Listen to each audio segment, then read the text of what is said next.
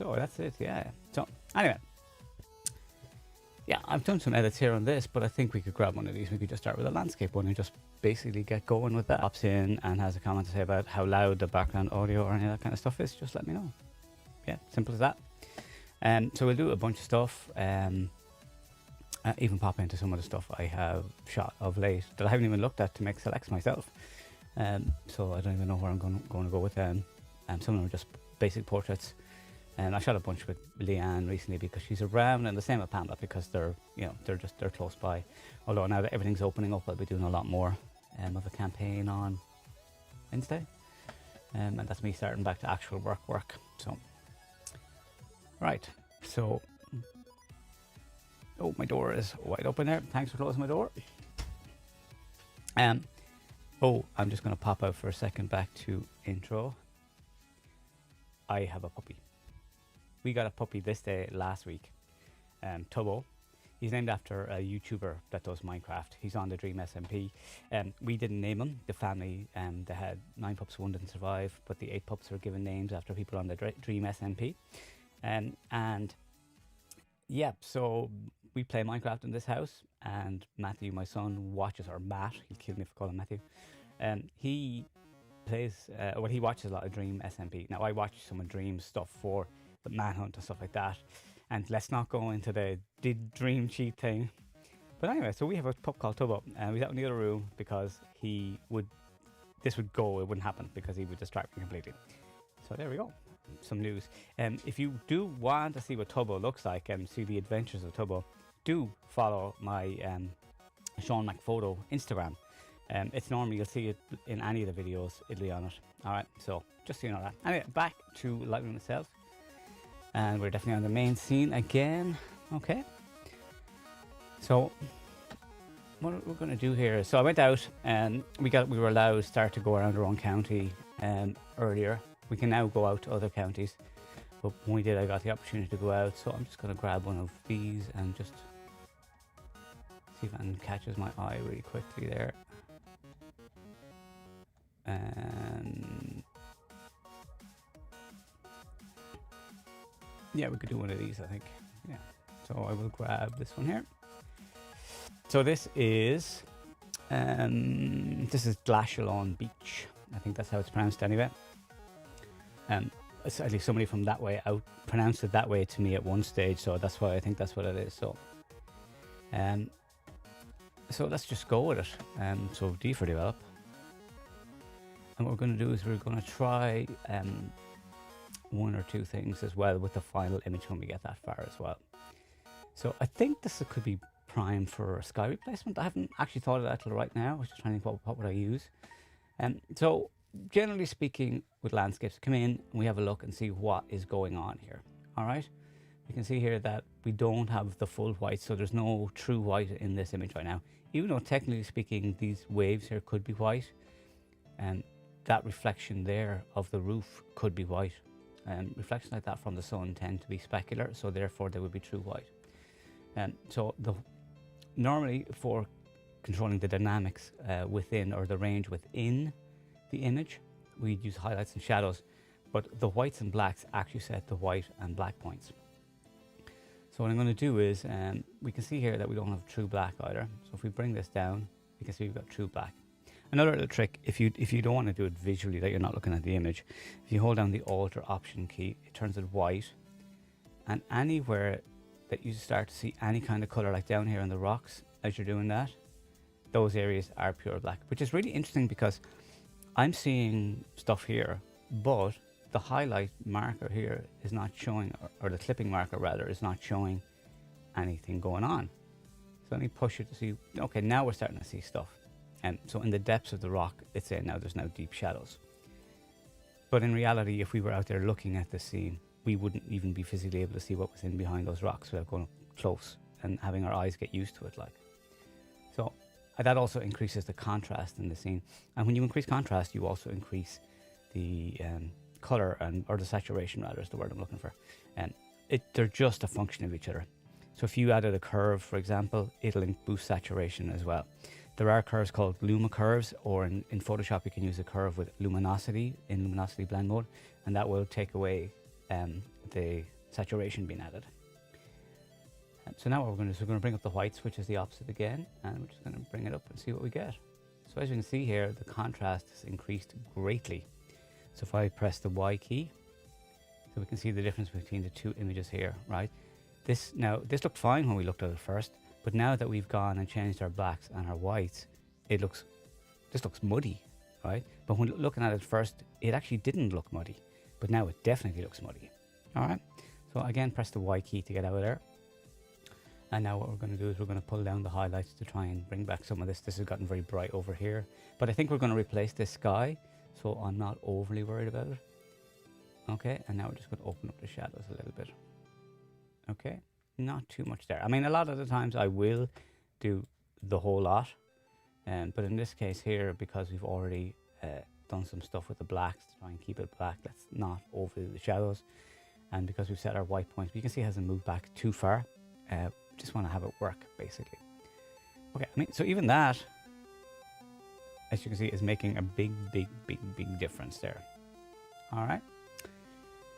So straight away, we can see here that there's a lot of haze in the background here. It's not too bad in the foreground, but generally speaking, for landscapes, you might pop in a bit of the haze, or if you want it for an effect, you could actually make it a little more hazy, if you like that kind of thing. We might do a little bit of an ortho effect and go from there, basically. Right, but when we get as far as Photoshop, we'll do that. Photoshop's open in the other window anyway at the moment, so hopefully it shouldn't make too much of a difference. Now this is actually reasonably saturated already, but let's add some vibrance. Now, vibrance, the whole point of vibrance obviously is that it's to protect skin tones, but it saturates colors that are not already saturated. So reds tend to saturate very quickly, whereas blues don't. So the problem sometimes with landscapes, especially with vibrance, is that it just makes them very blue. And now that can be okay, except that when you consider situations here like where we have this as a drone shot and we zoom in, blue channel is where the noise tends to live. Okay, so let me pull away that vibrance. Okay, we can see that there is definitely signs of noise here. Okay, and as we pull up the vibrance, it becomes, I don't know that the noise becomes worse, but it just becomes more obvious, you know. So that can be a problem, especially with drone images. With like, these have got very small sensors. So I'm thinking about getting the Air 2S, which has a 1/8 sensor, which is better. Obviously not brilliant, but definitely better. Okay. So because we're talking about sharpening and stuff like that, what I'm actually going to do now is I'm actually going to come down to detail. So we have the standard 40. And we're going to zoom in because you need to be at 100% to see detail properly. But what I'm going to do is I'm going to hold down the Alt or Option key. And I'm going to bring up the masking. Right, and I'm going to bring it up to hopefully get rid of some of that stuff in the sky while still retaining all of the edges. Okay, that's a little bit better. Okay, we still have the sharpness, but the noise is not quite as bad as it was. Okay. Could I come in and start using Luminance noise reduction? Absolutely. Will I have to then change what's happening with the sharpening amount? Probably. Okay, so the difference between luminance and color noise is that if we take off this color noise completely, you'll actually start to see what color noise does. See the way we've now got loads of like purples and greens and kind of reds mixed in here as well. So that's color noise. Like the default of 25 is actually fine for most images, and you will rarely need to change it.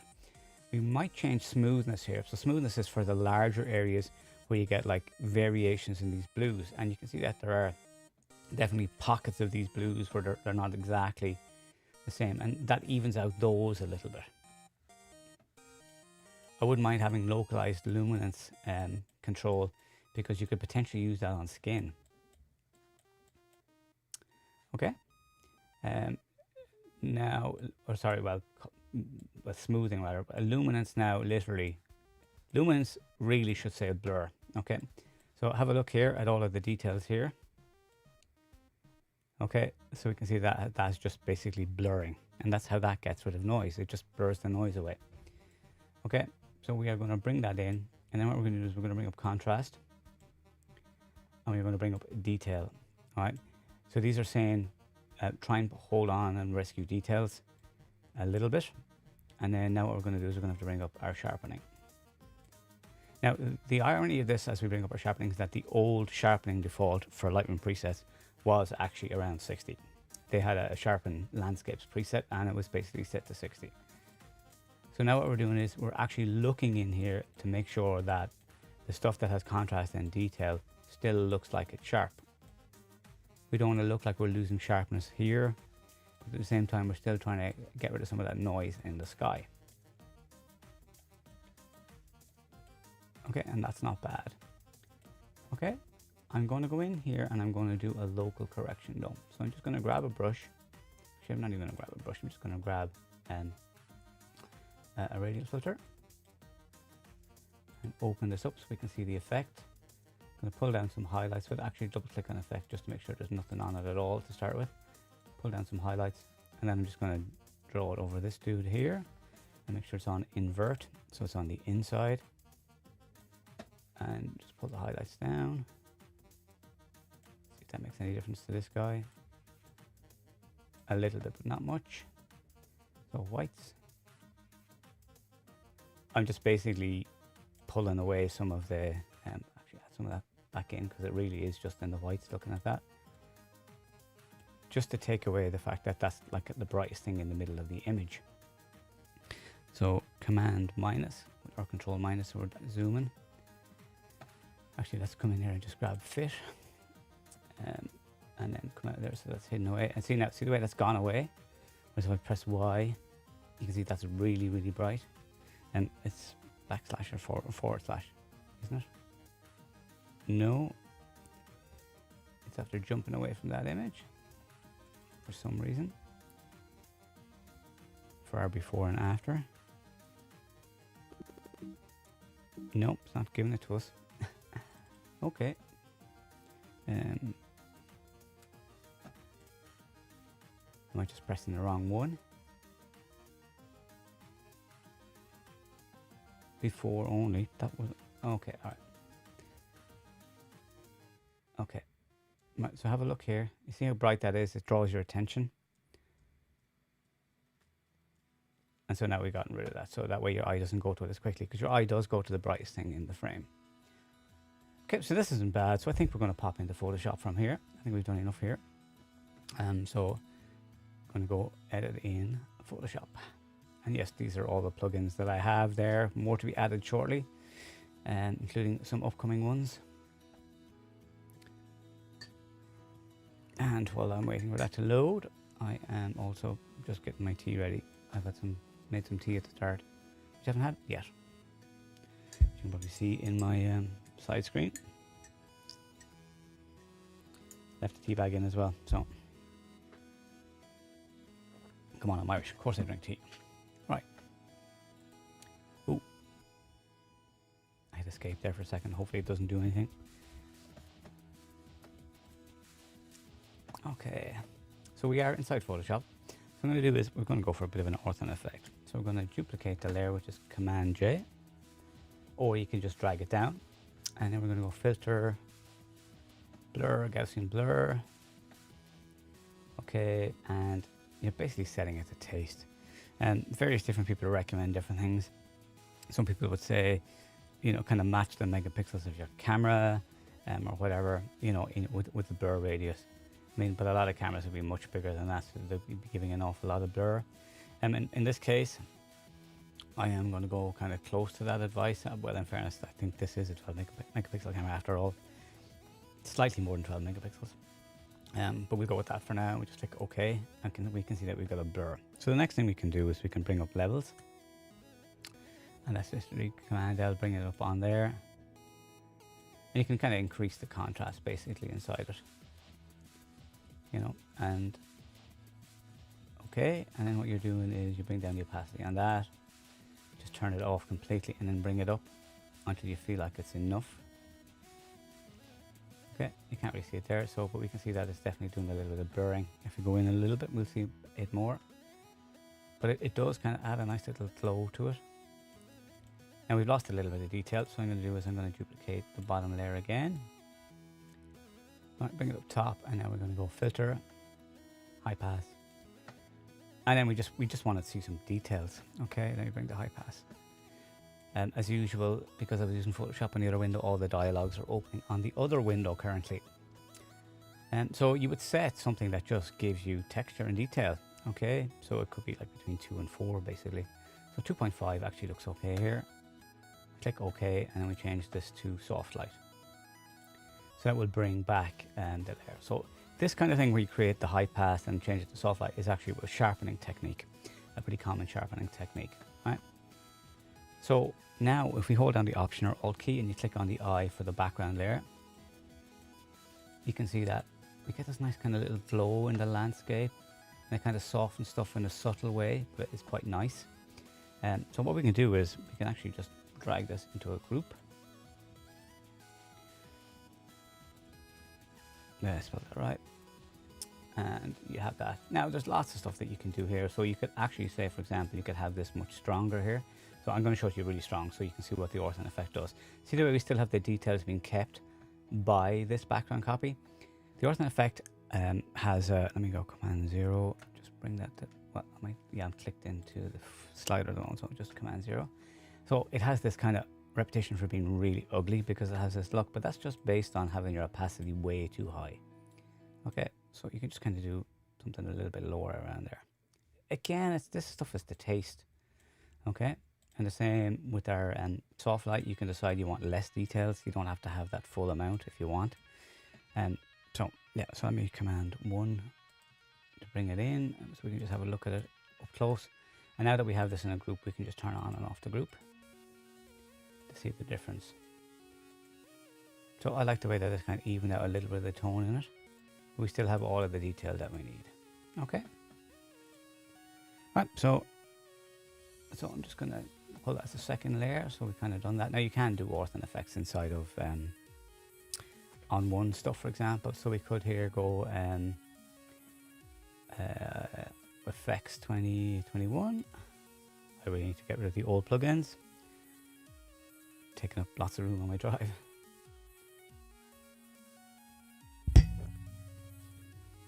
Smacking the mic.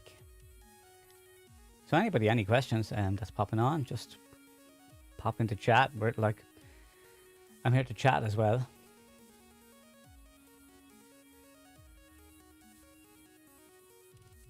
Well, at least it opened the same screen. Oh, the new version is out. Skip for now. I should actually probably done this in Luminar, but we'll have a look at it in here first of all. What I want to do is just see if they have their one. Obviously, we're putting it kind of on top. But I think they've got a preset called Ortho. No, it's not there. I thought there was an Ortho preset that they have. I haven't used it in a while, so I don't know. Ortho, here's who. So, right, so this is their kind of Ortho, as you can see there. All right. So it's, remember I was talking about the whole extreme aspect of it? Well, this is obviously way more extreme. So the whole point is it's just a glow-based one, and you can set it up here without having to do any stuff inside of Photoshop if you want it. And you can do this directly from Lightroom as well. In this case here, I would definitely be pulling back the opacity on it.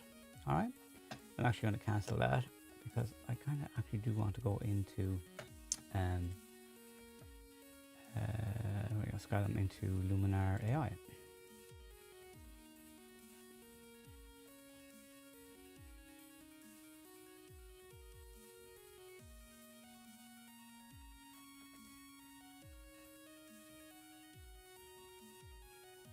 I'm not doing any recording in the background here. Stream Health says it's okay. All the stuff you kind of have to watch. I kind of need a third monitor, like. Isn't that, that's a bad sign when you're saying that you need a third monitor.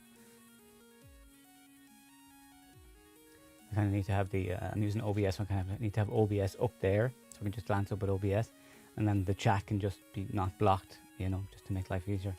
I mean, technically, I could use Duet and stuff like that and just have OBS showing on the iPad.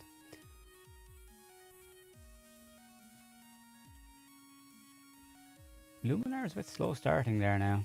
See, we got, yes. It's in the dock anyway, so that's a start. Okay, it has a showing up in the other window. I need to make it smaller though. Drag it across. Right, now I haven't shown Luminar in Livestream before, but I have done some videos on it. So what happens is that when you bring it up, you get suggestions as templates to choose from. So it's saying easy landscapes and like overcast. I mean, I don't know why it's showing overcast because this is clearly a sunny day. And so you can grab easy landscapes, right? So you can have long exposure, sunset, clean light, no waterscape, forest stream. Now to see these, you do have to click on them, right? So if we click on forest stream, yeah, it's just basically added a bunch of saturation and contrast. Long exposure is kind of done the same with sunset. Clean light has made it a bit dark, to be honest. So no, I don't particularly like those ones. So let me see what else we have. Scenery. Sharper clear. Sharper clear is okay, actually. Fast fix is actually pretty cool. More volume. We are going to change the clouds, but yeah, that is not what we're going to do. Fast fix, I like what fast fix is doing. All right. So then from there, what you can do is you can go into edits. Let me just move stuff across so I can see the chat. We're going to edit, and you can see that there's the sky enhancer turned on, obviously for the sky, and then the accent AI is on as well. So we're going to go to sky, straight into creative and go to sky, all right, and into sky selection, and we're going to choose a new sky. So this is obviously a daytime sky. So these clear blue skies are kind of what we're going to go for, all right. And what we need to do is remember the light is coming from this side, so we will need to match the light coming from that side. All right. So see how that one looks. Okay. I think maybe need the light coming from the wrong side there. I think it feels like it's coming from the other side. Okay, the horizon looks okay. So with these, it is a matter of literally just finding a sky that you like. Okay, I think that's better, but again, I think the light looks like it's coming from that side. So we can go down here, so we can start looking into what's going on. So we can flip the sky. All right, so that looks way better to me, right? So it has found the horizon reasonably well, I think. And we can add reflection so that it looks like it's reflected inside everything, which I think is okay. And now I'm just going to zoom in here for a second. The reason I want to zoom in is I want to check how sharp this bit here looks. Okay, so do we want to defocus this? I mean, like our edge here looks really sharp, so I don't think we need to defocus. Everything appears to be in perfect focus, so I don't think we need to do any kind of defocus stuff. And so what happens here is you'll see as you move that it's not sharp. So if I move this way, and then you'll see this flashes as that's moving, that's just basically saying we're processing, just to let you know that that's what is going on with it. Okay. So I am happy enough with that. Like I'm looking at this image and I wouldn't in my head say the sky looks wrong. And that is what the key to the sky replacement is that it has to look right. Alright, so I'm happy with that. Do I want to do anything else here with this? I don't know that I do, actually. I might actually want to pull back some of the stuff. So basically here, anywhere you have a little dot, that means that that stuff has been used. So like the sky enhancer works on the new sky as well, just so you know that. Okay, so I'm just going to put a small bit on it. And let me pull back the accent AI. Yeah, just a little bit less than it was because I had already done some work, and I'm actually thinking that we might. This stuff was done, but oh, maybe it's HSL where the stuff is done. Yeah, a little bit of yellow's been pulled basically. So I'm just going to pull that saturation slightly. All right. Some landscape settings, some golden hour. All right, so pull back the golden hour a small bit. Maybe put in a tiny bit of dehaze as well. There's no foliage for the foliage enhancer. We're not going to do that. So clearly we've used sky. We could, if we wanted, add in a little bit of sun rays, place the sun center over here. And then, because that's where the light's clearly coming from. So, get an amount. Okay. And rays setting, number of sun rays. Okay, let me just bring it in. Okay, yeah, there we go. I was wondering why we're not seeing this.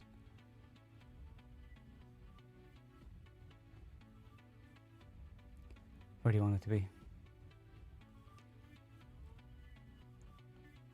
I mean, so you can have it there if you want it, like, you know. But I think it needs to be warmer. Glow is fine. Warmth. There we go. Sun warmth. Just want it to be much warmer, basically. Now, do I think that this is over the top? Absolutely, I do think this is over the top. But I am going to save that. Okay.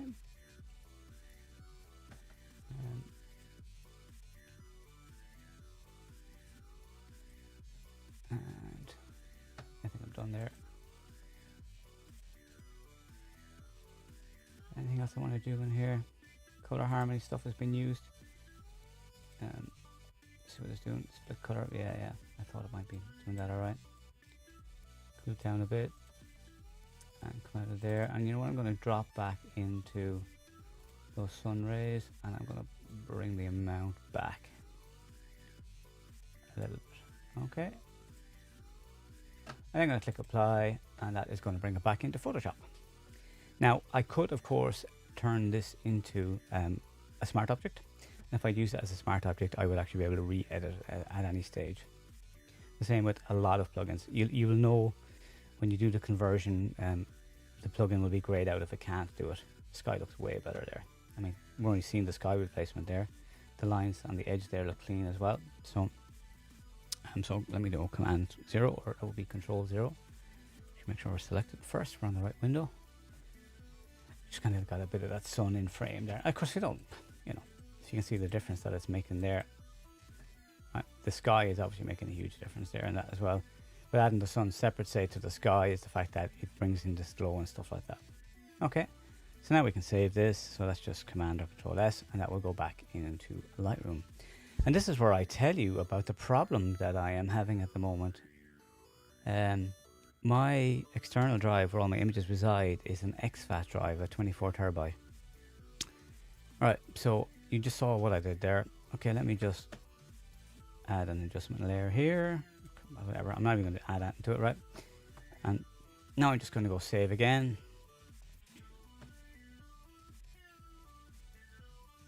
And, oh, it's saved. That's interesting because it hasn't been saving. Funny. That's why I have this little thing here to catch saves. So that's interesting. Okay, that's interesting. Right, anyway, let us move on and find another image. Let's save so it is back inside of Lightroom, and we can see it here inside Lightroom. And right, what we go for next then? Let us grab, I haven't really looked at these images, so why not grab, I think I've edited like one of them, but only a kind of a messing around kind of an edit. So, and in fact, the reason why we're probably seeing loading here is because I've not even looked at these, so it hasn't even done anything to make sure that the previews are done. So, and of course all we can do is wait. I had my, well, what I'm going to do is I'll jump out to camera while we're waiting on that to happen. So I had my second shot yesterday, my second jab. And they say that the second one is worse and that it takes about 24 hours before stuff starts to kick in by the arm. My arm was killing me last night and now it's completely dead. I feel like I got punched in the arm last night and that it's just starting to turn into the bruisey big arm. There's no bruise or anything like that, yeah, but it just does mean that I, in a couple of days, well, another 6 days, will be fully vaccinated. Fully immune, as they say. Well, I mean, as I can catch it, but it won't. The potential for doing damage is pretty low in comparison to what it could be. Right, so that stuff is showing up, so let me jump back. Because it would be just like me to be streaming and then just stream with like the starting screen or just the video of me and you can't see what I'm doing. Okay, so here's some shots, and with this one I'm just going to grab one that just draws my attention. I aren't really worried about making selections here. I mean, I did kind of show what my selection technique is generally. So what I do is I get a 6 across, and there's actually a dedicated video to selections there. 6 across, press the N key, and get rid of everything that prevents you from, press the T key here, that you want them to be as big as possible to make a judgment on that. So let's say that one would be a 1, for example. I say this one here is a 1, just showing, like, whether or not they are is a different matter. I'm just showing you technique. So you click the first one, shift click the last one, press the N key, so you're 6 across, because 6 is just a good number for you to see a whole lot of images to compare against each other.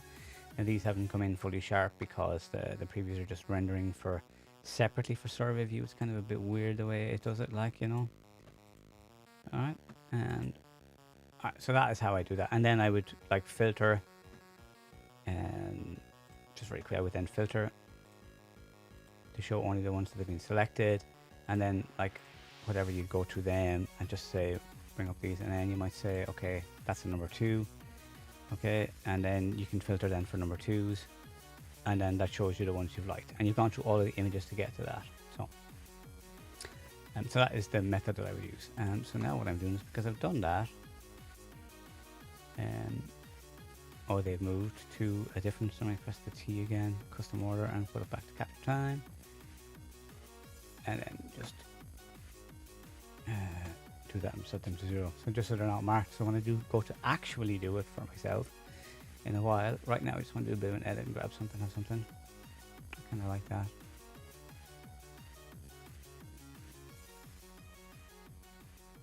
The softer hand is nice there. Oh, I like that one. Just check focus, because this was shot with like f1.2, so we can see the eye is gone here, but this one, the near one, is focused. So that is perfect for me for starting. All right, so we're going to work on this one, and what I'm going to do is we're in develop, and we're going to develop. And what we need to do is just make sure that the exposure on the face is nice enough. The light is kind of hitting the shoulder a lot. So what I'm going to do is I'm actually going to grab a radial filter, which will act kind of as our fill light. Need to double click to get rid of everything there for a second. And so what I want to do is I actually want to just increase the exposure, but I want to make sure it's on the inside, so I click invert. Right, so that is now bringing light into the face. Okay, so if I pull this away, and as we move around, you can see that this is acting like a little bit of a light that we're just bringing in. Okay, that's only like a quarter of a stop, so I might even just try it a small bit more.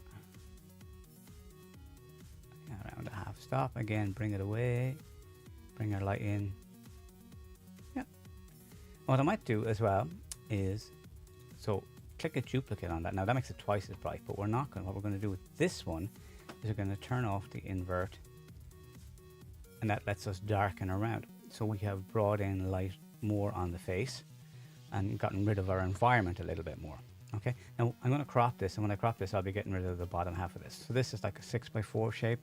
And Instagram for portraits is 5x4. It'll crop anyway. So by me choosing by me cropping, I choose where the crop is. I'm not necessarily stuck with where Instagram thinks the crop should be.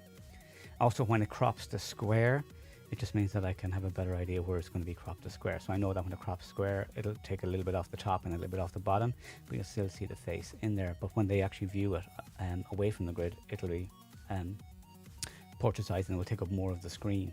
Which is what I want.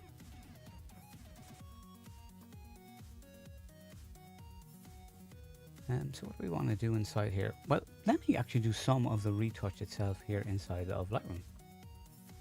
And we're going to do that using the brush tool. So I am going to go and double click effect again, because we want it to be reset for this. And we're going to come in and do some skin stuff. We're actually going to grab one of the presets, which is the Soften Skin Light, which uses a combination of negative texture and negative clarity. I'm not so keen on the negative clarity bit, but we will go with it. So let us zoom in and start working around here. Okay, so we can see here that that evens out the skin quite a bit and does a little bit of work on the actual texture without removing it. Right, okay, there we go. Alright, and there.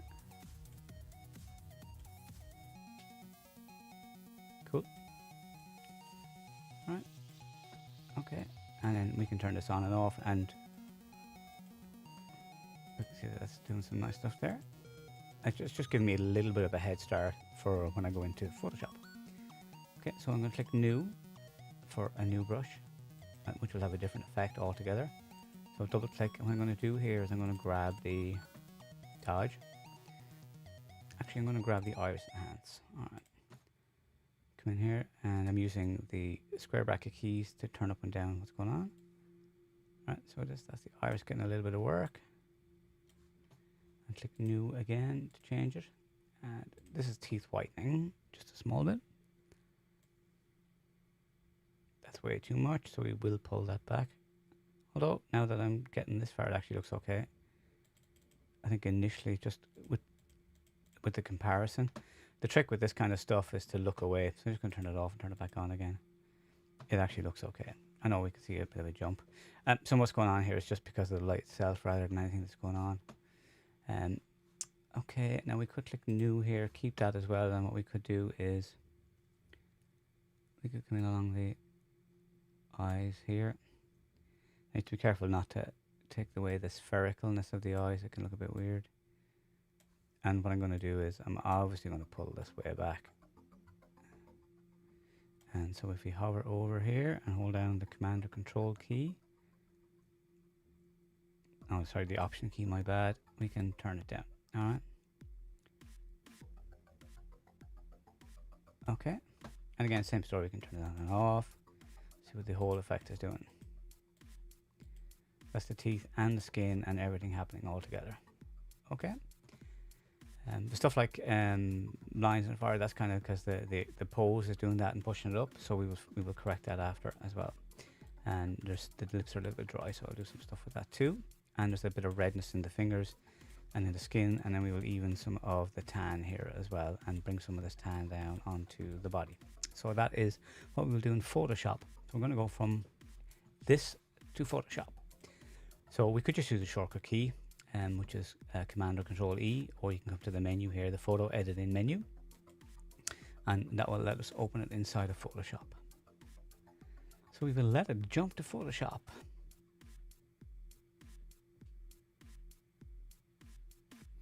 Now there is definitely something going on when I use this particular screen here, where the colors in the screen jump compared to what is in Lightroom. So they tend to be a little bit saturated. Sometimes when I move around, they are a little bit more saturated. They're not the same. So let me just grab this to the other screen for a second. Okay. Where they're not as saturated, and then that's me holding it so we can see they're desaturated there. I'm going to let go. So we can see it kind of flickered there. So yeah, interesting. Okay, so I have no explanation for that.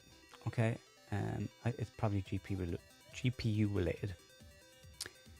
So what we said we were going to do is that we're going to do some work, but I am actually going to do this using a frequency separation action that I created. Now this action is not finished for some reason, even though when I recorded it, I did the whole lot. It may be that I just, maybe I just saved it somewhere else actually, down further. Ah, here we go. This is the one actually. That was the one I was trying to use yesterday. But that's not the finished one. I think this is the finished one here. So if I click on this, I'll explain what's in it, but you can look at the other video to get that, because there's no point in repeating exactly what's in it. It's only a short video anyway. So we've created a blur layer and a texture layer, and these are clipped, so that way if we make a mess, we can always recreate these layers quickly without having to do everything again. And I've got a curves layer for editing the eyes, and then I've got a dodge and burn layer for doing a little bit of dodging and burning. And so it's pretty straightforward. Like it literally shows you how to set up that action, so you don't have to go buy it or anything like that. And it's set up for 8-bit, I think, but it's very easy to change it for 16-bit. You just change the one of the layers. One of the options is that you do an add image section for the texture layer, and in 8-bit it's in subtract mode at scale of 2 and offset at 28. So when you've selected the blur layer as your source, and you change it to add, and you just have the scale of 2. That's it. So let's come in here, and I'm going to start off on our blur edit layer. I'm going to grab a Lasso Tool, And I'm just going to kind of even. There's a couple of methods here that we can use. I'll show you this bit first. So I'm going to go. When we built this, it was built with dust and scratches at a blur of 2. And so our filter that we use here is Gaussian Blur, and we match that with the 10. I mean, the 12 probably would look fine, okay. And I click OK, and we can see that that has kind of made a difference. I can turn on and off this here, and you can see the difference is made to even out the tone. So let me undo that, and I go back and then deselect. And the other option is you go into the brushes, all right. And in this case, you go into the mixer brush, okay. So you kind of need to make sure that this is on, off, like this is blank, this is off. This means that it doesn't pick up each time. And these are 30, 30, 30 in a flow of 20. And then what you do is you start painting across to try and mix the colors in together, basically. What that does is it helps get an evenness where there's blotchiness of the skin tone, and just kind of makes it smoother. I mean, we've only done a small bit there. Let's turn it on and off. And I can see here that it's definitely starting to even out the tones. All right. Now, in fairness, Leanne here has got pretty good skin, and the tones are quite even. So we don't have that much to do. And even in what we did inside of Lightroom itself,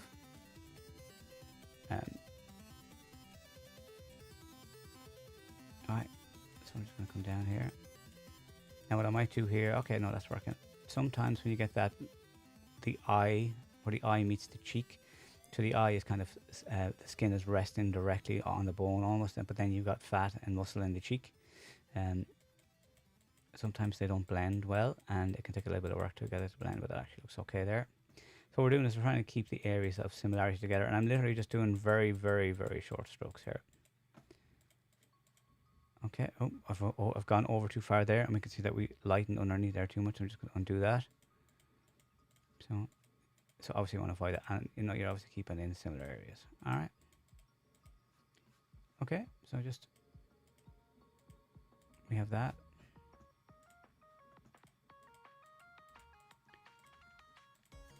Okay. So I'm happy with what's going on there. Now I'm working at where I'm seeing the image. So I think this is close enough for that. Now let's just come in here and see if we can work across here as well. Alright. Alright. So now for texture, I'm going to edit on the texture layer. Occasionally I forget, and so I'm into healing here, so press J and you option click for that, because I'm using the actual healing rather than spot healing, just to get rid of some of those dryness marks. Might actually zoom in for that. Yeah, just so I add a little bit of idea on the precision that I have. Oh, making a mistake there. So obviously that's Command or Control Z to undo it, which I do completely out of habit as well.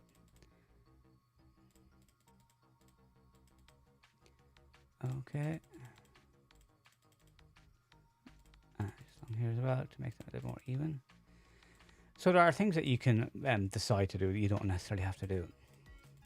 If there are features on the face, sometimes I might say, come in here. Right. But then again, I might decide I don't want to do that, and I go back, and I know I've gone too far when I see something happening here. Okay, that's back there now. And you may decide to reduce the level of these. We could actually do that with the blur. But generally, I would talk to the client and say, do you want me to remove stuff or leave it in? And like some people don't mind their scars, they're used to them, they're part of who they are and stuff like that. And I would say, oh no, like, you know, do whatever you want, make me as pretty as you want. I mean, so what we do here is, well, actually, no, let's go to the blur layer and actually go, and we could actually just clone underneath here and just do it all in one action. So what we've done is we haven't removed the texture, we've just removed the shading that gives this a shape and effect. And at this point we can use fade, which is edit fade healing brush, or use the shortcut shift control F, which is how I would normally do it. And you only have access to the fade control immediately after you have done something, right? So as you can see, by fading that, we can actually control how visible it is. So we haven't touched the texture, but by doing this, we can just make it less visible. Okay. So coming down here to the background, we can, now obviously this is not an unedited background because we've done some edits inside of Lightroom itself before we did that. Just moving the mic in. And so we can see here the difference that we have made there. All right. And even in terms of the forehead here, we haven't done anything to the texture on the forehead itself at all. The only texture we've gone and touched is here on the lips. Everything else is left at the moment. So we could come in here and do stuff there, but I think that's actually fine. And so that looks like it's kind of a blurred spot. So I'm actually just going to use my healing on that. And again, this is just literally on the actual blur layer to even out skin. We're not actually doing it on any of the actual texture itself right now. And then I think as part of here's me meant to be editing the texture and not doing it. And then there's kind of a little bit of a texture change there just to try and reduce that texture a little bit. All right. Now we could go in and do the dodge and burn. So let's have a quick look at the dodge and burn. So I'm going to put this at 3%. So I'm going to type 0, B for brush. And then we actually need to come out here and make sure that it's an ordinary brush, not a mixer brush. We could have used Shift B for that, but it was quicker just to select it there. And we were going to go and press D for default. And then use X to swap between black and white. You can see that happening down here. And we want to go and have our opacity. Well, it's on 5% there, but let's throw it on 3%, 0, 3. Some people use flow, so set opacity to 100 and flow to 2 or 3. The difference between opacity with flow is that with opacity, you have to repaint to get an increase, but with flow, you can do it all in the one stroke. I mean, they're different, but it depends on how you work. Either one will work. Some people just prefer the other one, and most people who are using different ones will be evangelistic about the method that they use. So find the one that works for you and be evangelistic about it as much as you want. Okay, so we're going to come in here. We're on black. So the idea with these is, with dodge and burn, is that when you make an area lighter, it becomes more prominent, and when you make it darker, it goes back. It's the same as with the masking thing. And so what it is white reveals and black conceals. All right. So if you think about those, you know that you want to make it protrude. So then you make it whiter, and you want it to recess, then you make it darker. And so the thing to do is to actually look at the face itself and say, well, what parts of the face are actually in further? Well, the bridge of the nose here is out further, so that's going to be lighter. And then the sides of the nose are obviously further back, so they need to be darker. All right. So if we just come down here and start painting down here. Okay. And then underneath the brow line here is darker. Now, if you think nothing's happening, when we turn that on and off, you can see stuff is actually happening there. The outside of the forehead is further back than the center. All right, this is the stuff that's used in contouring, and you can see some of it in the makeup here. Okay, so speaking of contouring, so that between the top of the ear and the line of the center of the lip there. Okay, that is where they would contour in to try and make the cheekbones look a little bit hollow. So we're following what's going on with that. So underneath the actual chin, the bottom of the lip, and the underside of the lip as well. So the bottom parts of each lip. Okay, you can actually make the lips larger by doing that as well. Okay, and then of course you can come in here and make underneath this here a little bit darker. Again, now we say, I'm just going to zoom out slightly. You can say, oh, we've done nothing, but yet we turn it on and off, and we can see that, well, actually we have done something. Okay, so now we're going to click X, which is going to swap it from black to white. And so start painting here. And then paint in the forehead as well. And then under the eyes, so the cheekbones stick out a little bit. And we can see there's highlighter there and everything, just to show where those edges are to highlight. The chin itself, top of the lips, even tip of the nose slightly. And we're going to come down here with a smaller brush, again using those square bracket keys to change the brush size. And where we see highlights here, we're just emphasizing those highlights. Now, not so much the bottom, because it's a little bit bright from the bottom. And we're using continuous light in this shoot. Okay. So what have we done here? turn it on and off. And if you want to see what it looks like, you can change from the soft light back to normal. So this is what we've actually done. This is our painting, how we've painted it. Now, if you think that it's a little bit too defined, you could potentially come in here and use some Gaussian Blur on it. Okay, 10 is probably too much, but you can kind of blur it a little bit as well to soften the edges of it. Actually, I'm not seeing that, and I said 10 is too much, but there we go. Okay, all right, and then put it back in soft light for a second there, and turn it on and off. It's a little bit more subtle. And if you think it's too much, you can, of course, bring it down. Now, like I said, with anything with contrast, I'm just going to try this. I'm going to try a hue saturation layer here for a second. Okay, where I pull down the saturation slightly, and then I just do a little bit. I'm holding on the Alt or Option key, which turns this into the clipping. So I'm going to clip it so that it's only desaturating what's happening here. Okay, so we can see that we have darkened it down, but we haven't boosted the color at the same time, which we're trying to avoid. Okay, so yeah, I'm happy enough with that. I might bring it back slightly is the only thing, because the whole point with contouring is that you can change the shape of the face without actually using liquify, just by changing the way the shadows are. Now, high-end retouchers would use a lot more dodging and burning, and they would come in and they would literally go in and they would go in at pixel level, and then they would take away texture. Well, they don't take away texture. What they would do is, well, by way of example, let's just go way in, for example. So I'll go way in and find something just to show you. So we come down and they would kind of micro. So see the way we have a little bit of darkness and pores here. They would come in here and they would like literally paint over that, and they would lighten individual ones until it just becomes less prominent. Now, at greater detail that I'm doing, might even be zoomed in even more than that. So I've just come away by accident there. They're not letting me zoom in. There we go. So like, I wouldn't really work at this kind of level normally. And a lot of these people will be kind of doing this probably with flow.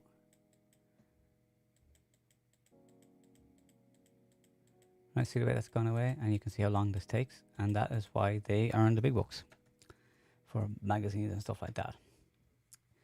Okay, so what I'm going to do, and something I don't have inside of here, is redness control. So I'm just going to grab a hue saturation layer, go to reds, and grab a bit of this kind of pinky red that's here, and then I'm going to click a minus, so the cheek is fine. Here's part of the cheek is an okay color. So we're saying ignore that bit. And now we grab this hue, and we can see that the hue is on these areas here. Those are the kind of reds that we want to get rid of. But we don't want to get rid of, see where the purples are. So what we do is we grab this one here, and we bring that in a little bit. So that those are the areas where our redness change are going to happen. And then we just bring this up until we are happy with the kind of way the red is. Okay, so we're looking here to see what's going on here. That seems okay. We could technically lighten it slightly because the red is a little bit darker. If we want to, we could also just kind of desaturate it. Again, this is the taste, absolutely to taste. Okay, and then when we come down here and we go Command or Control I to invert.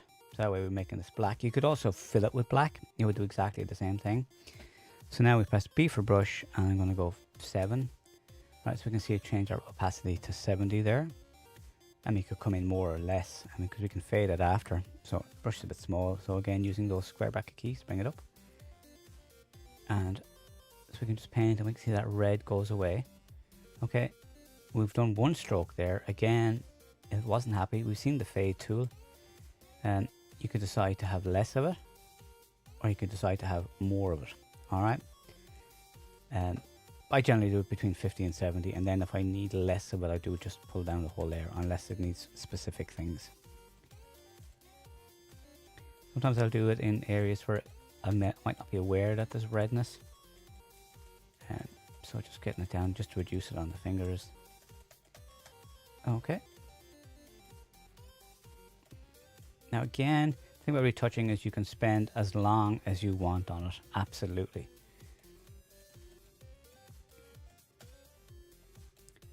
So, jump down here for a second, and then again hold that Alt or Option and click on the eye for the, and we can see what we've done here.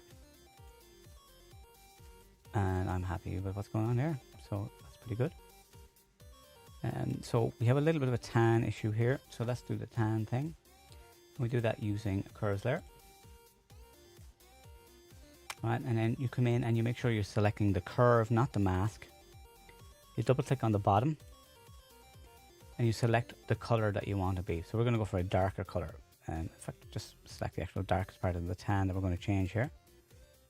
Okay, and that brings up this dialog, which opened in the other screen, but that's what it should open in your screen where you're working. And it's giving you this dark color.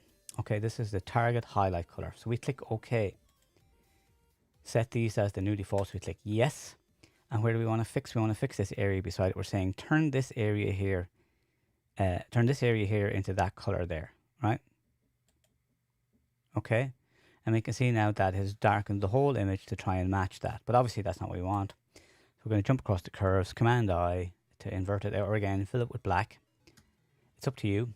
And then B for brush. So I'm going to just say B10. So nice and low so that we can build up to the color we actually want. Make sure we are on the right color, white to show it, white to reveal. Okay. Okay, and so we're just matching the tan there. Okay.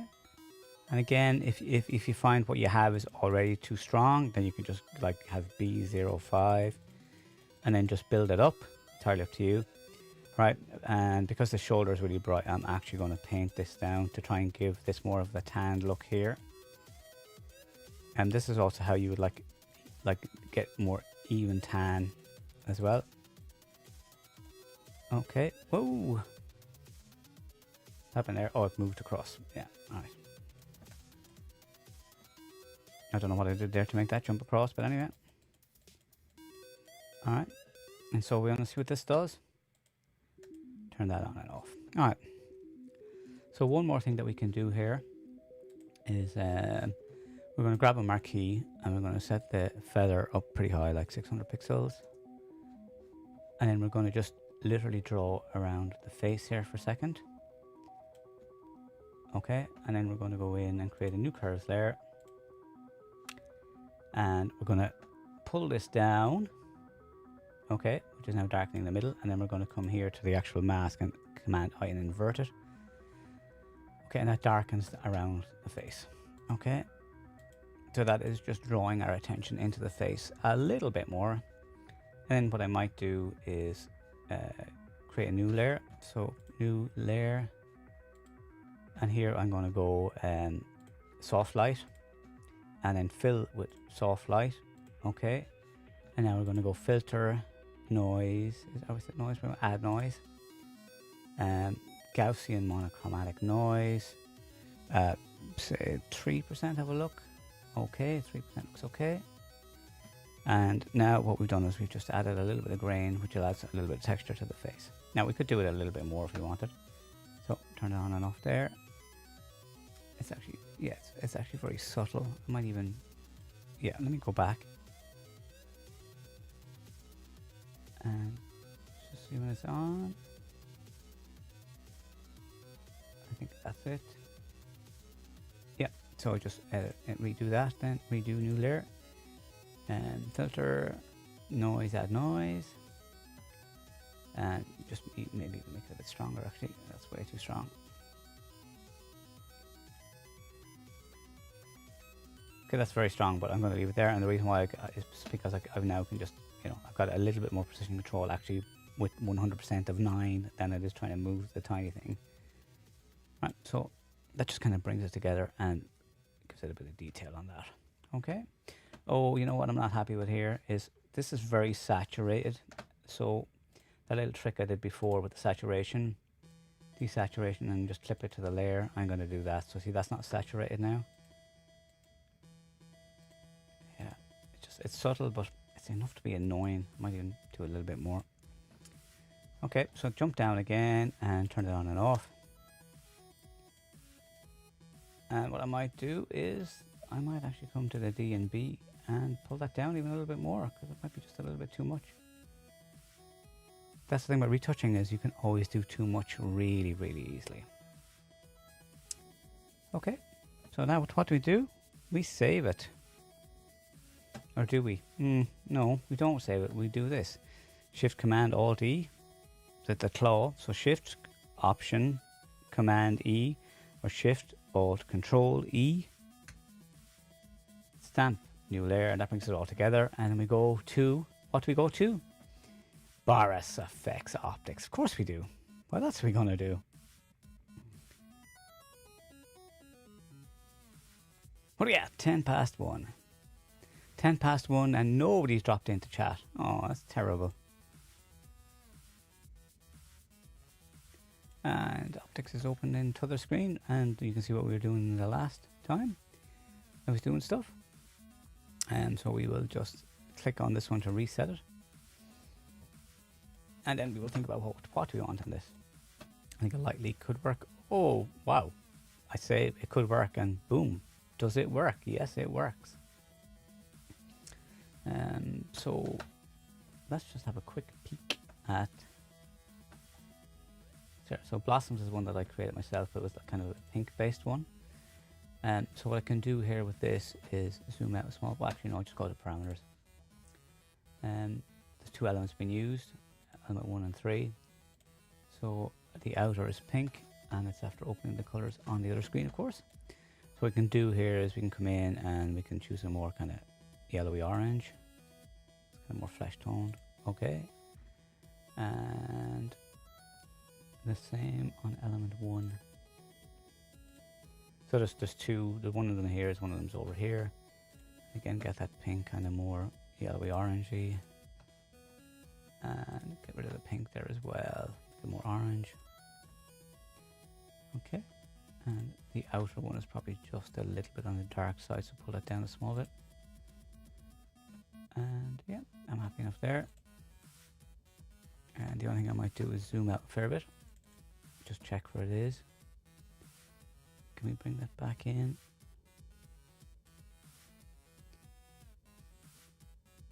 It's hard to get control of that line. Dragging it, doing nothing.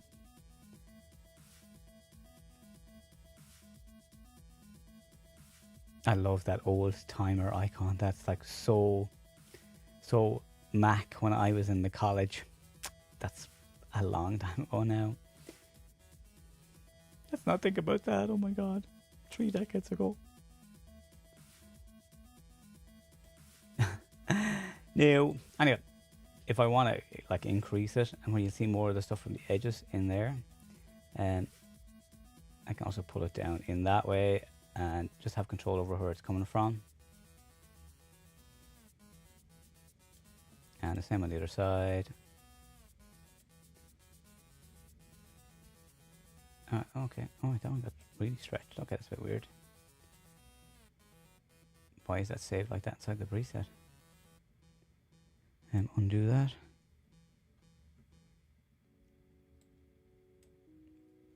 It always go for that center one first for some reason. Okay, just make that fill.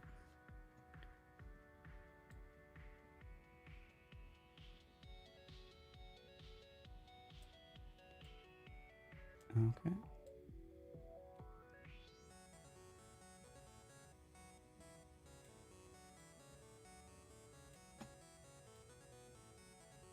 Alright, okay, cool.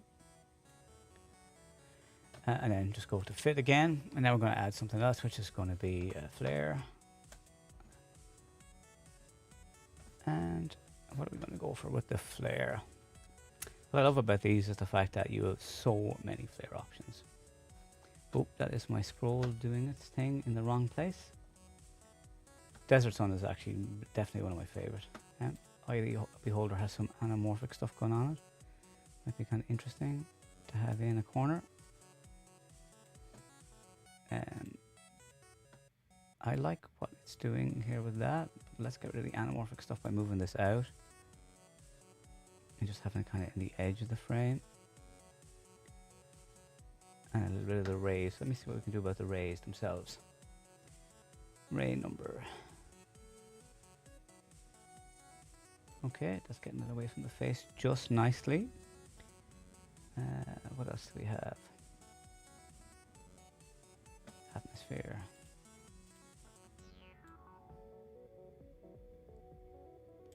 Okay, and change the seed, which is how it looks. You can actually really see what the seed does as you're moving that stuff, so that's cool.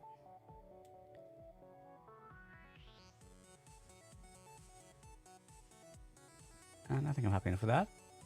And if you think this stuff is too much, you have a couple of options. The first one is to come in here, and you can turn it down here from that slider, or you can also just do the whole lot when you come back, which is probably what I'm going to do here. So we click on this little cog, and that will bring it back. Now, of course, I could have done this as a smart object as well, and to come back and re-edit. And in fact, because of the fact that Boris does save what he last did, we could show that in action, to be honest. So I just go undo, Command Z, Command Z, undo, and then do the convert to smart object and filter. Well, you could probably just click optics and it'll go back in there, but let's go and do it properly.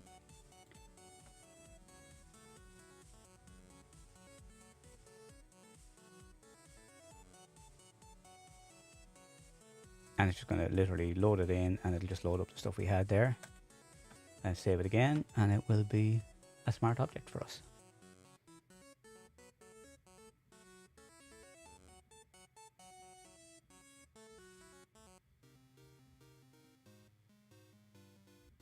Alright. And we can see that it has dramatically changed the nature of the image as well. And it literally does add atmosphere to the images, and it is literally the most fun plugin. I see my stream is dropping out slightly there. But again, you want less of it, you just pull back the opacity. So you can add as much or as little as you like.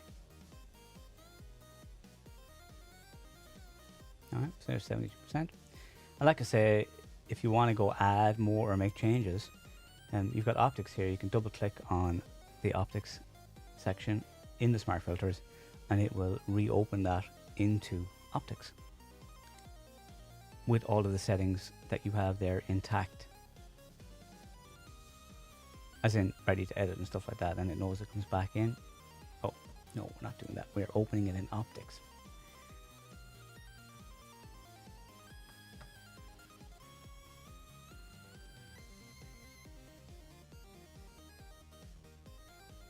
I hear lots of drive motion going on, so hopefully it's opening.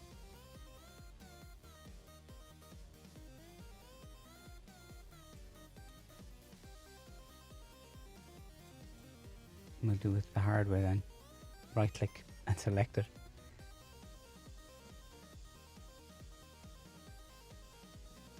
So let's say we wanted to add something here, so let's add a new layer just so it looks different.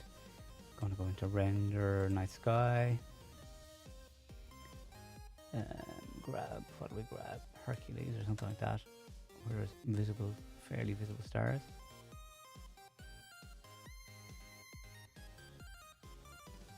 Okay, and then add a mask, easy mask.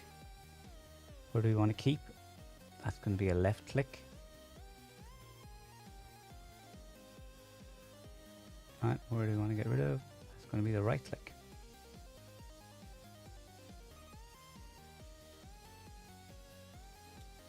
Okay, and then generate mask, which is the end of this top row here. Okay, so that has the stars basically in the areas we've told it we want stars. And yeah, and so we just save that.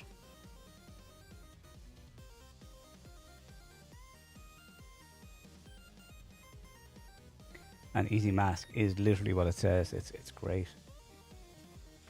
I think Digital Photo Tools did sell Easy Mask itself as a standalone product. And I actually think that it would be great if we could use it somehow as a standalone product, that you could actually just export a mask.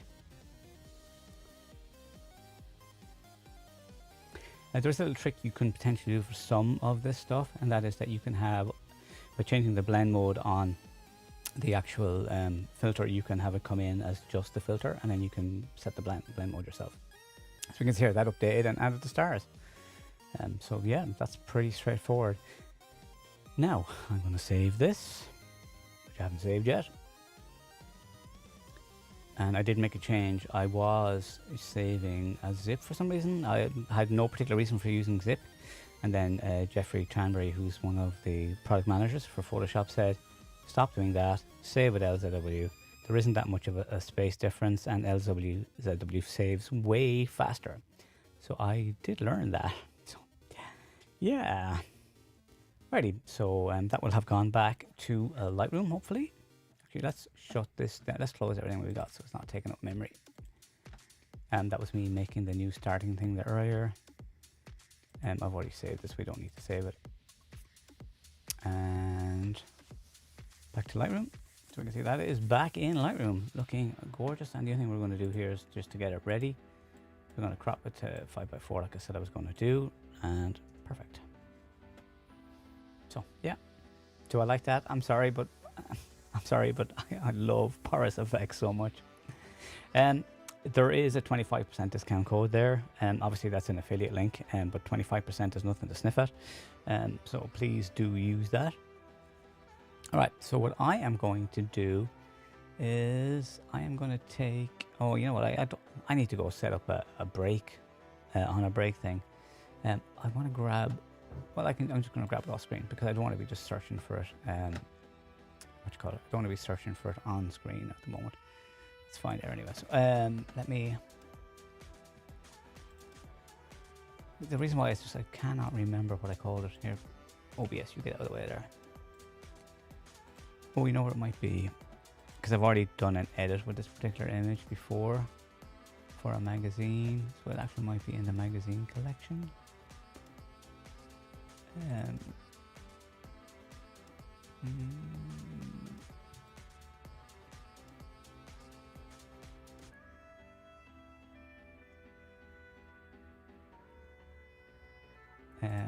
Photoshop user. If you don't know, I write for a Photoshop User magazine. I do a column called Maximum Workflow, where I go through plugins and do walkthroughs of plugins. A lot of the actual manufacturers think that it's a review article, but it's literally walkthroughs. So yes, I've got to play with some very, very cool plugins in my time. In case you're wondering, I'm actually just looking at some of the images that I have edited inside them at some stage or other for different things.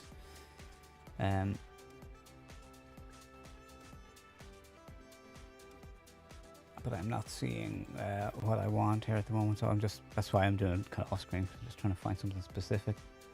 I'm trying to find a product image, to be honest. And have I keyworded it wisely so that I can find it quickly? No, of course I haven't. Sometimes when you're actually doing the like, for example, talking about, there is when I had the loop deck, which I do still use.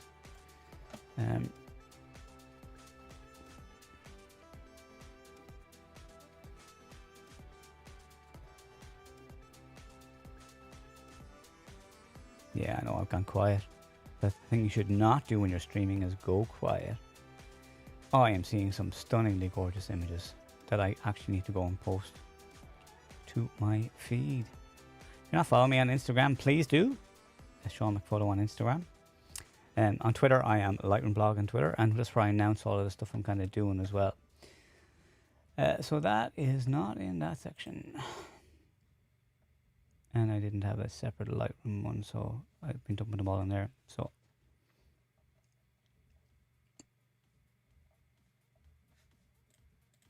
let me just have a look inside my keywords and see if I've got them in my keyword list. So it's a bottle, so let's have a look and see if it's the right bottle. To be honest, any bottle I'll do, but it was a particularly nice bottle that I wanted to use for this. And so, if in case you're wondering what I'm doing, is I've literally come over here to the keyword section, and I have typed in bottle to bring up where I may have had bottles. That's it. So this is some of my bottle product practice. Just trying various different things. This was playing with an idea that I was designing using black, like a black box for stuff. You know what? I could potentially use one of these for what I'm about to do here. Yeah, let's not get too worried about it. Let's just go with one of these. This will do. I'm happy enough with how that looks. We may as well just go with it. So into develop. In case you're wondering what I've done here in terms of the work. So this here is basically, I've got a strip box into a diffuser that allows it to graduate, and this one here is just the strip box itself. That's why you've got a hard line, okay? So the soft line is because you're using an additional layer of diffusion. All right. So I don't think I particularly need to do anything. We've got, yeah, I'm gonna pull back the white slightly on the cap, but it's specular, so I don't think it matters. Just tiniest bit of highlights down. Okay, it's not bad as well because I guess the white. And the other thing is when you do is it kind of helps give you the sense of roundness in the bottle. So yeah, that's good for me, and I'm just literally going to go with that. So straight into Photoshop with that.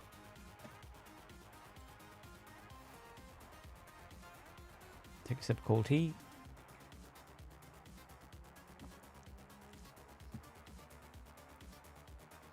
And that should open in Photoshop in a second, hopefully. Oh, it has opened in Photoshop, but I moved it to the other screen because I was looking for something else. No, that's the wrong one. That's weird. Where's Photoshop gone? No, that has not opened in Photoshop. Go again. It's going to open up in Photoshop twice now. That's what's going to happen. That's exactly what it's done. Okay, so we got a couple of decisions to make here. Do we want this line still here? It's kind of reflected, so it might be an idea.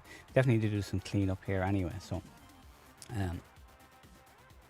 and some cleanup on the bottle. Now, but I'm not here to really show cleaning up on the bottle because 90% of that is potentially we could use median on this. I will show you how to do that, and just as a technique. So we're going to duplicate the layer and come up to filter, noise, median. So we're just looking here and just going to bring it up and bring it up. All right, and then we're just looking at that bit of dirt there. That bit of dirt there is pretty much gone. Click OK. Okay, so hold down the Option key or the Alt key and click on the Add Layer Mask icon at the bottom of the Layers panel. Right, and that basically hides everything done there. B for brush, 0 for 100%, and D for default if you don't have it, and then X to get it to white. And then you just paint that. So for some stuff, for getting rid of like dirt like that on stuff quickly, it can be very, very handy. All right. Same on the side here. So we're just getting rid of like that kind of stuff that you don't want. And if we wanted to get rid of the line here, we could get rid of the line handy enough. Let me do that on a new year. Shift Command N, Shift Control N for a new layer. Right. We're going to press S first. Okay, for spot removal, or not spot removal, but stamp. And we're going to go current and below because this is a blank layer. We want to select it from below. So we're going to select, actually probably just there is probably better. And we want this bit here. Are we on 100% we are? Okay. So what we're doing is we are separating the line from the bottle completely. And then in theory, if we grab a lasso and hold on the Alt option so it goes on the outside, and we go Shift Backspace, it will bring up the fill layer, and we're going to select Content Aware. Oh, sorry. Yeah, what we need to actually do is bring those two together and merge those two layers. Let's get them, because that's like our edit from our thing. And now we do the Content Aware because it needs to work on the layer we have. And hopefully it will realize. Yeah, there we go. Perfect. And if it's made a little bit of a mess, again, holding down the Alter option to get outside. You could also use the polygonal tool as well to make that selection, which goes outside automatically. Okay, right, so that's pretty clean. All right, this not so much. All right, so what we can do here is, and we can just go J, and then we can just paint it. Oh, cheers, Charlie. Sorry, like there's been nobody chatting, so I kind of stopped watching the chat. I love optics. I'm actually doing some optics here. If you are still watching, Charlie, we're going to do some optics around the bottle, just to give the background an effect. So that way we can do kind of something cool with the bottle, so it's just not straight. In fact, this is more about the optics side, but I just want to do a small bit of cleanup, because, you know, why not? Why not make it look a little bit better? Again, you know what? We did the median stuff a minute ago, and the median stuff would actually work well for this kind of a bottle. I did actually post one of the videos from the first live stream just onto the channel, because people don't, the live stream stuff is separate. It's, you know, it's treated separately on the actual channel. So it's not as obvious that it's there, so it gets less views. So what I'm doing here is I'm just literally using the healing brush to get rid of stuff.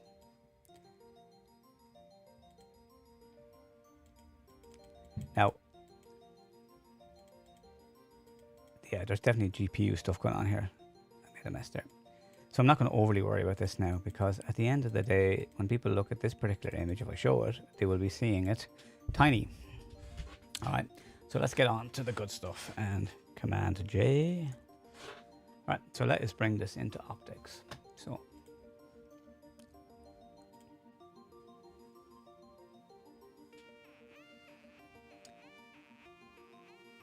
So this is just kind of showing you some of the stuff that can be done with it.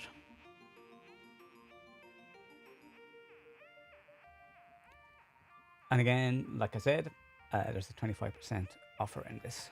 So again, this little undo, just get rid of it all back to the beginning. And there's lots of stuff we can do around here.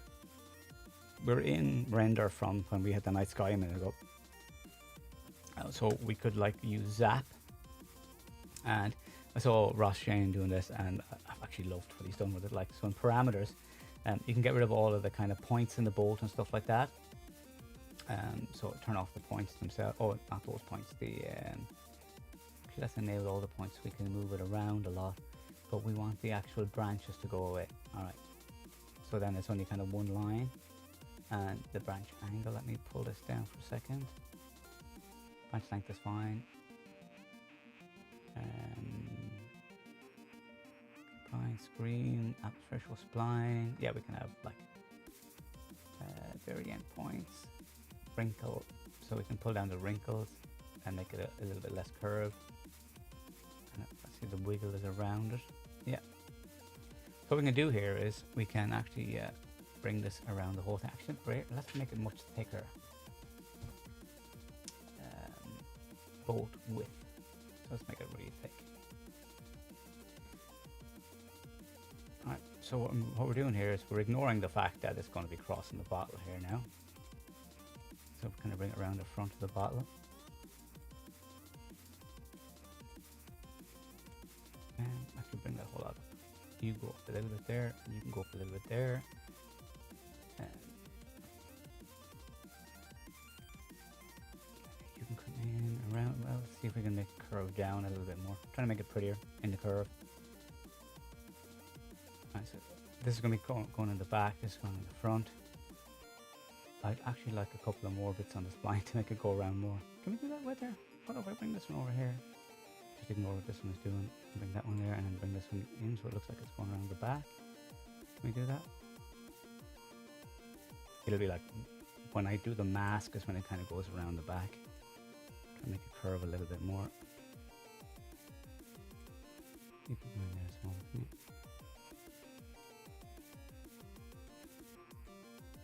Try to make it bendy, a little bit bendier basically what's happening here.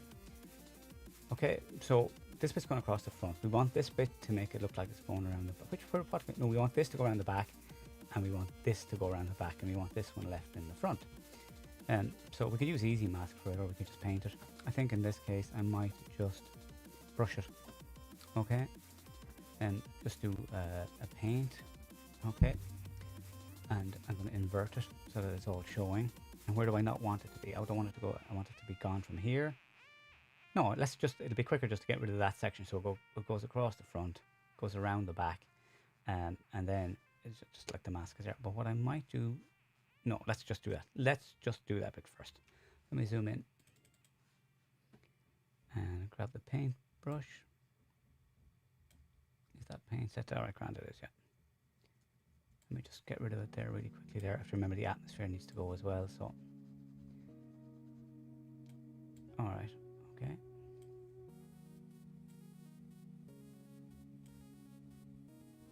And what do we have here? Checking our settings for feather and stuff like that. That's the size. Okay, because I actually need a hard edge right here.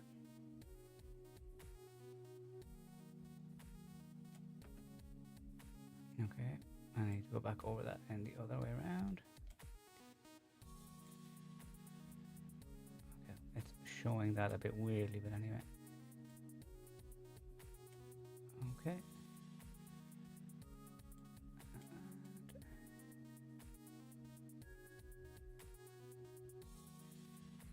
Okay, that's really super awkward.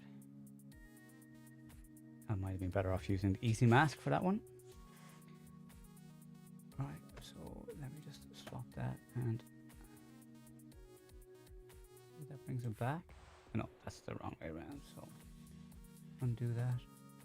That would be the one you actually want to use here. Okay.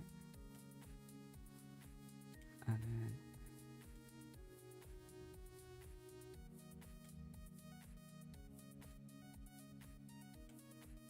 okay. And then go back to that one and then use this just down here. Try and get that a little bit more even. Oh, that's weird. Why is that doing exactly the opposite? Okay. I generally just use easy mask. Okay, that's fine.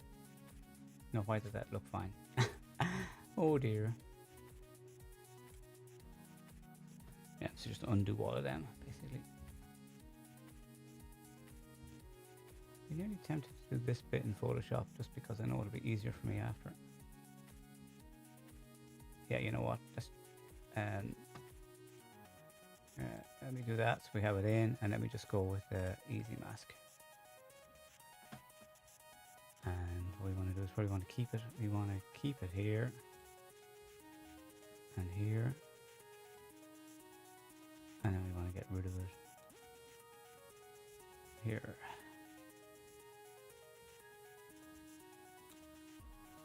And generate mask.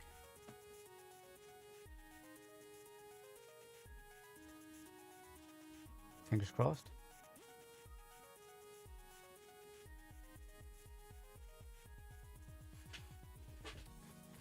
Hopefully.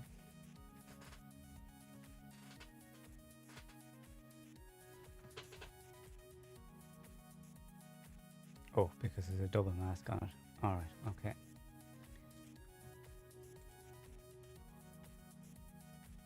Okay, so we need to actually be way more precise. Okay, so will the shift key let me draw a straight line? It will. Okay. Yeah, okay, yeah, that's fine. And then hold the shift key again and draw it straight down here.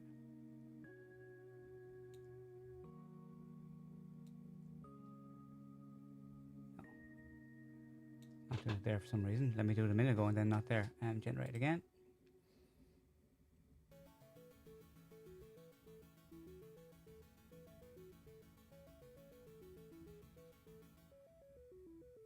Now, because I was doing this as a video, I would edit all this bit out. But when you're doing it live, you kind of have to tolerate all the slowness bits. Okay, and let me just have a click on that to get away from there. Okay, it's still a bit nasty just there. There's other stuff going on with this bottle as well, like I could not get the back label off and stuff like that. Normally I would take bottles off and then I would fix the air and detail, but like we're not. And this wouldn't have been the final image because there's an issue with the label itself. I might go back to them for more bottles. Just this one happens to be the one that I'm working on. So I think we're going to go back to the mask. This side is fine, this side is not fine. So let me just bring in where we want to keep it a little bit more. And Control Shift and see if that lets me draw straight down. I don't think it is letting me draw, I think that's just my imagination. And the right click up against it to get it tight.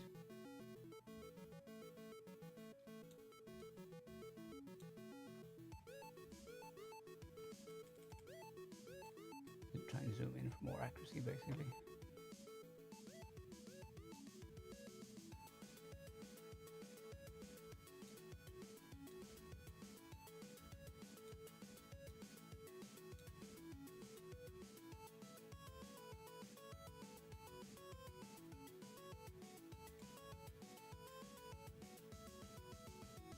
You're buffering currently.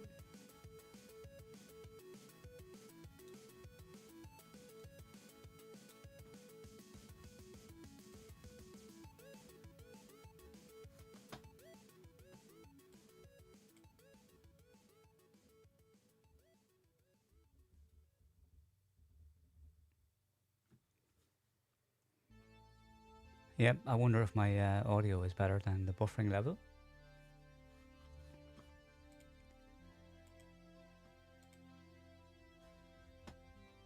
Okay, I think that I will have to come in and literally manually edit that after. I don't think I'm going to get closer than that. So yeah, just make it fit. All right, and then we can go on and add more stuff to this. Oh, it's after editing up there as well. So that is definitely an issue. So let me go back with that. So we definitely do actually need to work on this mask further because I hadn't looked down on this part. So we want to actually say that we actually want all of that stuff as well. We want all of that stuff, and we want all of that stuff.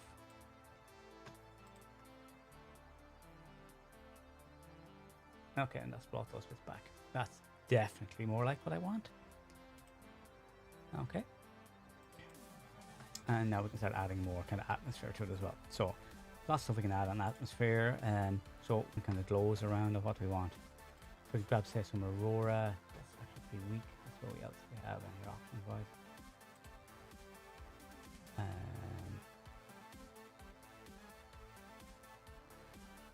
Yeah, we could bring that in. That looks really cool actually. So kind of match the color that's there. But I wonder how we can make this much bigger. Well, we can make it brighter for a start anyway. And magnitude. Oh, that's just on the spur. We don't want that. Just the frequency is. Keep that down low. Oh, that's cool. Again, like a lot of stuff that's going on with optics is just that it's a good toy for playing and getting ideas and stuff with. I want to try and make this much bigger. See, we'll also change how it looks a lot. Okay, that's cool. Just gonna bring the magnitude up and see what it looks like. I think I did it a minute ago, but I wasn't happy with it. Okay, there we go. That seems to be more like it.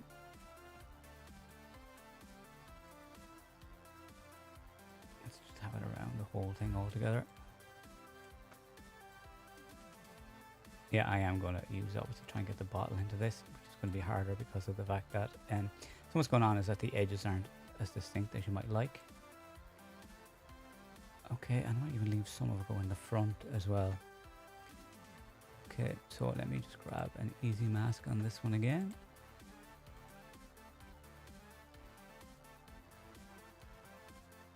And we want to keep the outside, but not down the bottom. So let me just keep here.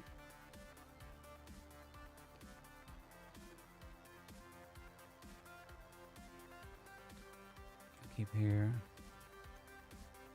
And oh, we actually want to invert that. Doesn't matter. So let's just do that. See what it does when we do that.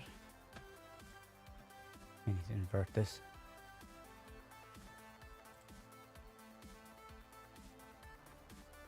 Okay, yeah, I did that wrong. Should be the other way around.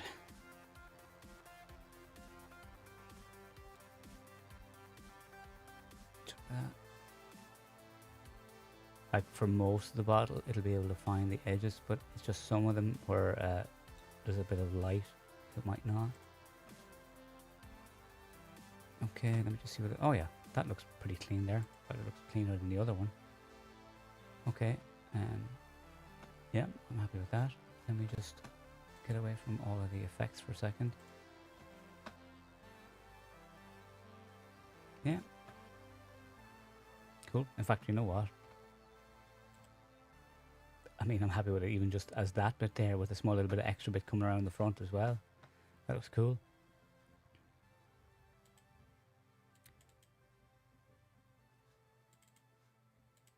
How do I turn that back on? Oh, there we go. What do I not have on there? So I've turned that off and I don't know how to turn it back on again because I've not done that before. Living and learning with these things all of the time. Did we just lose the whole effect? Is that what it was? Okay, right, so let me just do a bunch of undos then. When in doubt. There we go. And that was definitely a case of being in doubt there. Yep, so that's just playing around with stuff for product.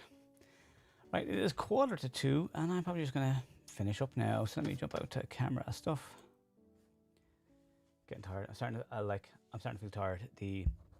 So I am kind of expecting the stuff because it was this time yesterday that I actually got the jab, and they say 24 hours later. So I'm starting to feel tired. I've also had a week of new puppy.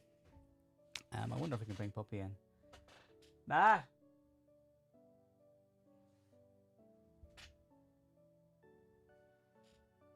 I might go get puppy. Let's go get puppy for a minute.